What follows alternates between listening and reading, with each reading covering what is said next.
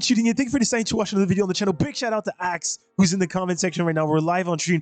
If you're new on this channel, you know how it goes. Drop a like, subscribe to the channel. Can we reach 150 subscribers, 160 subscribers before the end of the week? 5 subscribers away. 10 likes on this video, and I have a special edit coming out for you guys. EA Sports need to go to look at this card. Look at this card. This is a brilliant card that everybody should be able to use. 3 panels for a card. I'm sorry, but I'm starting this episode on nerves right now. 3 panels for this card.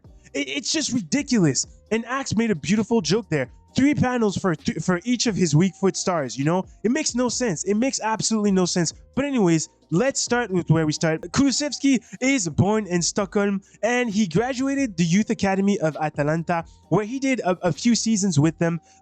Not too many appearances because he was sent to loan on Parma while he was at Atalanta from 2019 to 2020. 17 appearances, scoring 4 goals before joining Juventus. You can see him right there all on the screen. With Juventus, he did 55 appearances from 2020 all the way to 2022. 55 appearances, 5 goals, and now in 2022 he's been purchased by Tottenham Hotspur. He actually hasn't been purchased yet. He is on loan from Juve to Tottenham, and has done 25 appearances so far, scoring 6 goals. Boys, I just had to release a little bit of that energy because EA Sports is just doing things in a very, very poor fashion, right? Let's move on to the card that we have on screen. 6'1". The height is good. High medium, that is also pretty good because he's going to be a forward. You don't want to see this guy in your midfield. He needs to be a forward. He doesn't have the balance to play in the midfield. He's left-footed. That is fantastic. Left-footed. He's 4-star skill, 3-star weak foot. 3-star weak foot might be somewhat of an issue, but to be honest, Kulusevski is this type of card where, you know, he does have good shooting on him. Moving on to the alternative positions, he can be a right mid. He can also be a center forward. So that's interesting to see. The attributes, details on this card. He has decent pace, very decent pace. 82 acceleration, 84 sprint speed. That is pretty good, my friends. I'm not gonna lie, that is pretty good. The shooting on this card, like I was saying, is also pretty good. 83 attack finishing, 82 finishing, 81 shot power, 87 long shots, and 85 volleys. I wouldn't play him as a center forward. If he's anything like he was last year, this guy is kind of clunky. Kulusevski is clunky, and it makes sense because he's high in average body type. The passing on this card is sensational, to be fair.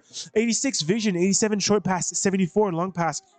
He can absolutely play on the wings because of that 88 crossing and that 89 curve. That's fantastic, really. And if he gets improved, if he gets increased, which he probably will be, this card is looking pretty decent. The dribbling on this card is probably the biggest issue with this card. Ultimately, 82 agility, 71 balance. That's the big thing. 6'1", 71 balance for forward, especially in FIFA 23, where you need to be able to move quickly when you get the ball because all of your players are playing on an ice skate ring.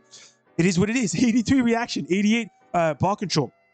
That is all pretty good. Moving on to the Footbin app right there, I'm going to show you what should he get in terms of chemistry.